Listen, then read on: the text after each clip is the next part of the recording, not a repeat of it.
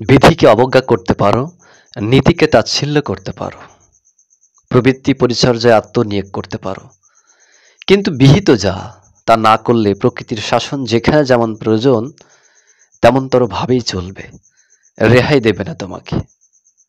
বিধিবিন্যাসের ৮ নম্বর বাণী, পরমপুরুষ শ্রী শ্রী ঠাকুর অনুকূলচন্দ্রের বাণী, যে তুমি বিধিকে অবজ্ঞা করতে পারো, নীতিকে তাচ্ছিল্য করতে পারো, কিন্তু বিহিত যা, বিহিত বলতে সে বিধান, সে বিধাতা, কিন্তু বিহিত যা তা না করলে প্রকৃতির শাসন যেখানে যেমন প্রয়োজন তেমনতর ভাবেই চলবে, রেহাই দেবে না তোমাকে। আগে মানবিক হও, তারপর ধর্মের কথা ভাব। যে তুমি নিজের বেলায় ব্রহ্মজ্ঞানী সাজো আর অন্যর বেলায় সংসারী সাজো, এমন ভেলো ভালো। আজকে যদি আমরা মানবিক না হতে পারি, যত ধর্মকর্ম যা কিছুই করি না কেন খুব বেশি একটা কাজে লাগে না।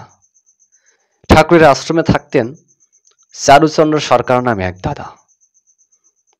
তিনি ঠাকুরের বিভিন্ন বাণী হাতে লিখে বিভিন্ন জায়গায় টাঙিয়ে রাখতেন। হয়তোবা সেই টাঙিয়ে রাখার অনুপ্রেরণা থেকেই আজকে আমরা বিভিন্ন বাণী হয়তো লিখে বিভিন্ন জায়গায় টাঙিয়ে রাখি।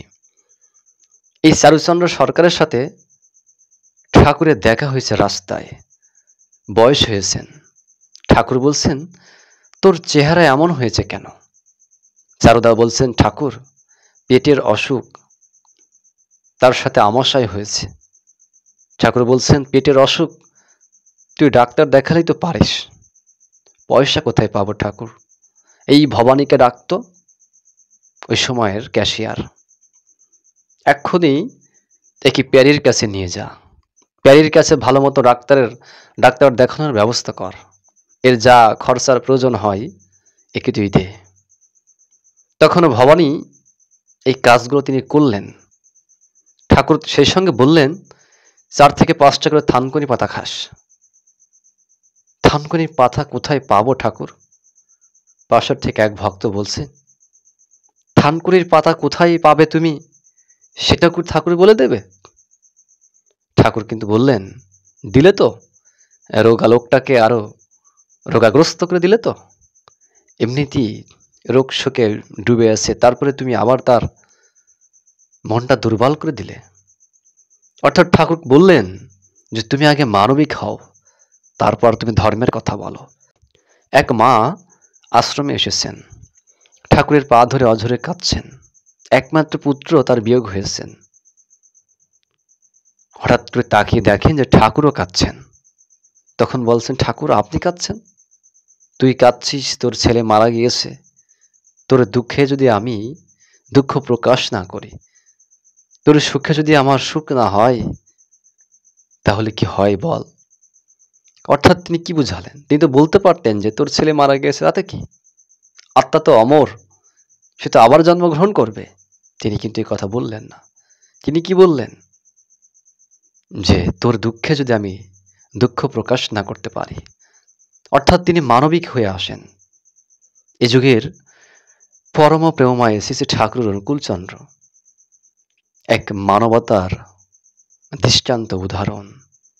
তিনি যুগে যুগে রামকৃষ্ণ বৌদ্ধ যিশু মোহাম্মদ শ্রী চৈতন্য রামকৃষ্ণ ঠাকুর শ্রী শ্রী ঠাকুর অনুকূলচন্দ্র রূপে একই সত্তা বারে বারে আমাদের মাঝে আসেন। তাই আজকের যে যুগের যে অবস্থা, আজকে সারা পৃথিবীর যে ভয়াবহতা, এটা কেন হচ্ছে আমরা কি কখনো চিন্তা করেছি? ঠাকুরের সে সাবধান বাণী না বললেই নয়। দুনিয়ার সামনে এমন সর্বনাশ আসছে যার তুলনায় এই লোকক্ষয়, মহাযুদ্ধ, সম্পদের ক্ষয় কিছুই নয়। গতিক দেখে মনে হয় মনুষ্যত্বের মূল বুনিয়াদ পর্যন্ত লোপ পেয়ে যাওয়া সম্ভব কিছু নয়। তাই বলি, দীক্ষা, শিক্ষা, বিয়ে, এই 3টা জিনিস আপনারা অতি সত্বর ঠিক করে দিন। কেন তিনি এই কথা বললেন? দেশ, দশ, ব্যক্তি, দম্পতি, গৃহ সবকিছু যদি আমরা উদ্ধার করতে চাই, ভালো সন্তান, ভালো মানুষের প্রয়োজন। ভাবেন তো, বিগত 200 বছর, বিগত 50 বছর, এর ভেতরে কোনো ভালো সন্তান পৃথিবীতে আসছে? একজন নজরুল, একজন রবীন্দ্রনাথ, একজন সক্রেটিস, একজন নিউটন, একজন আইনস্টাইন, তারা কিন্তু কেউ আসেনি। ভালো মা কিন্তু পৃথিবীতে নাই, ভালো মা পৃথিবীতে না থাকার ফলেই ভালো আত্মা পৃথিবীতে ল্যান্ড করতে পারছে না। তাই সেদিন মিস্টার ইউজিন এক্সম্যান, এই যুগের কাণ্ডারি যুগপুরুষোত্তম পরম প্রেমময় শ্রী শ্রী ঠাকুর অনুকূলচন্দ্রকে বলেছিল, ঠাকুর, যত ভগবান, যত মহাপুরুষ, যত ঋষি সব আপনার এই ভারতবর্ষে আসেন, ভারতবর্ষে জন্মগ্রহণ করেন। আমার আমেরিকাতে এত উন্নত, সেখানে তো এত ভগবান, এত মহাপুরুষদের আবির্ভাব হয় না। ঠাকুর বললেন, দাদা আপনি কিভাবে এলেন?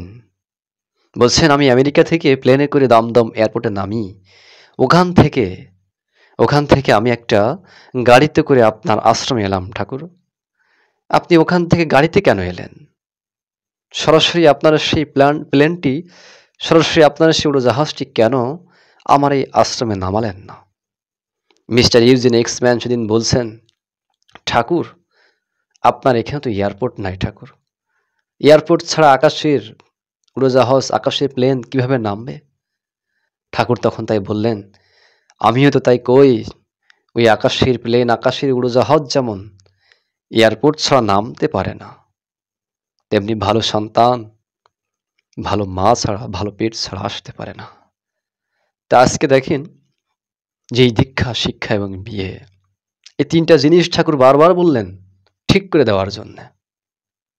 সেদিন কিন্তু চিত্তরঞ্জন দাসকেও ঠাকুর এই কথাই বলেছিল যে, চিত্তদা, এখন থেকে যদি এই কাজগুলো আপনারা শুরু করে দেন, আগামী 20 থেকে 25 বছর বাদে কিছু ঝাঁ চকচকে ছেলে মেয়ে এই পৃথিবীতে জন্মগ্রহণ করবে। কারণ কি?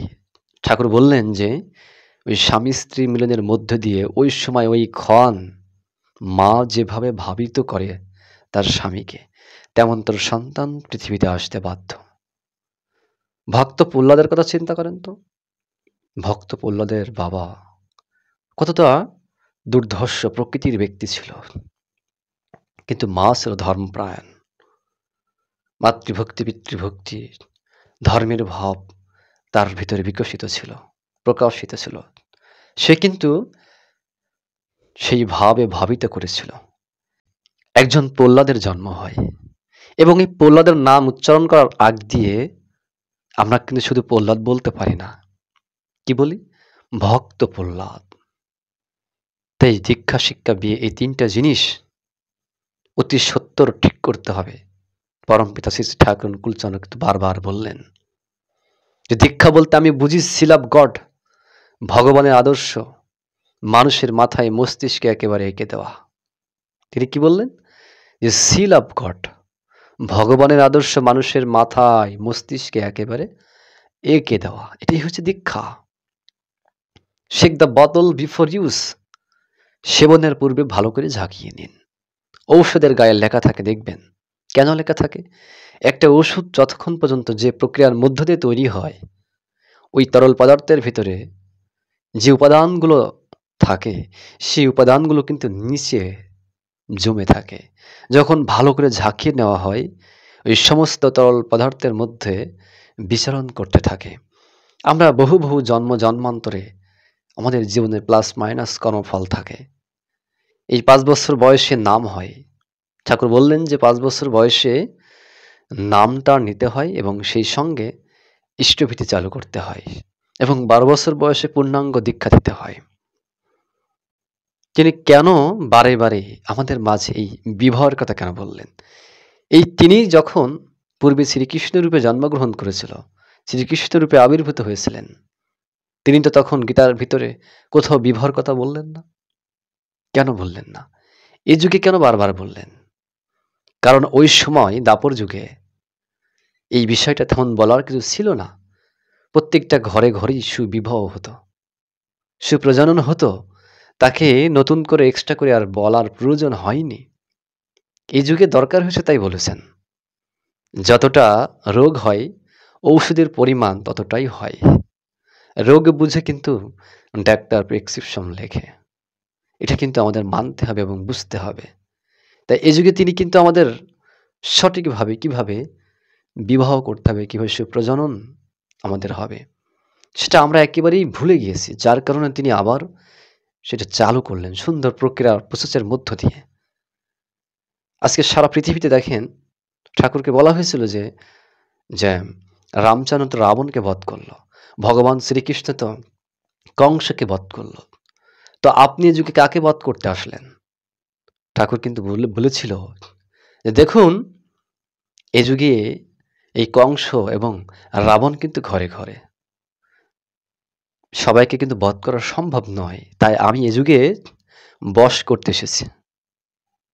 কম্বলের লোম যদি বাদ দেওয়া যায় তাহলে কিন্তু পুরো কম্বলটাই বাদ দেওয়া হয়ে যায়। তাই ঠাকুর কিন্তু এ যুগে ওই সংস্কার শুরু করলেন যে তোদের রক্তের ভিতরেও আমি সংস্কার করতে চাই। আমাদের প্রত্যেকটা রক্তের ভিতরেও কিন্তু পরমপিতা শ্রী শ্রী ঠাকুর অনুকূল চরণ আমাদের সংস্কার করে দিলেন।